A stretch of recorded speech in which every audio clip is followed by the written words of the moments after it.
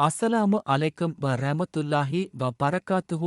நபி ஸல்லல்லாஹு அலைஹி வஸல்லம் அவர்கள் கூறினார்கள், 3 பேரை விட்டு எழுதுகோல் உயர்த்தப்பட்டுவிட்டது. 1. தூங்குபவர் விழிக்கின்ற வரை. 2. சிறுவன் பெரியவராகும் வரை. 3. வைத்தியக்காரர் பைத்தியத்தில் இருந்து தெளிவாகும் வரை. இந்த ஹதீஸின் அடிப்படையில் நோன்பு உள்ளிட்ட எந்த வணக்கமானாலும் பருவ வயதை அடைந்த பின்னரே கடமையாகின்றது.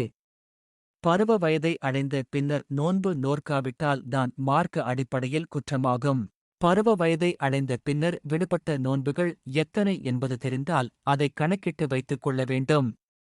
விடுபட்டவை எத்தனை என்று தெரியாவிட்டால் அதற்காக பாவ மன்னிப்பு தேடுவதுதான் இறைவன் காட்டித் தரும் வழிமுறையாகும்.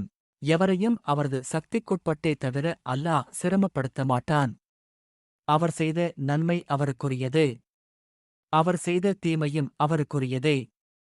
எங்கள் இறைவா, நாங்கள் மறந்து விட்டாலோ தவறு செய்து விட்டாலோ எங்களை தண்டித்து விடாதே.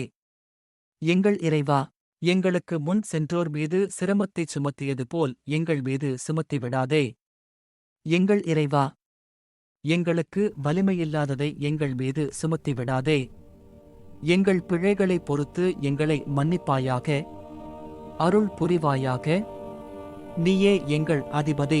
உன்னை மறுக்கும் கூட்டத்திற்கு எதிராக எங்களுக்கு நீ உதவுவாயாக எனவும் கூறுகின்றனர். கடமையான நோன்புகள் பாக்கி இருக்கும் நிலையில் சுன்னத்தான நோன்புகளை நோற்பதற்கு தடை ஏதும் இல்லை.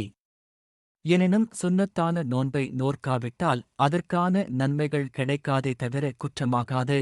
ஆனால் கடமையான நோன்பை நோற்காவிட்டால் இறைவனிடம் குற்றவாளியாகி விடுவோம் என்பதால் அதற்கு முன்னுரிமை அளிக்க வேண்டும். இந்த வீடியோ உங்களுக்கு பயனுள்ளதாக இருந்தால் ஆமீன் என்று கமெண்ட் செய்துவிட்டு சப்ஸ்கிரைப் செய்யுங்கள். ஆமீன் ஆமீன் யா ரப்பல் ஆலமீன்.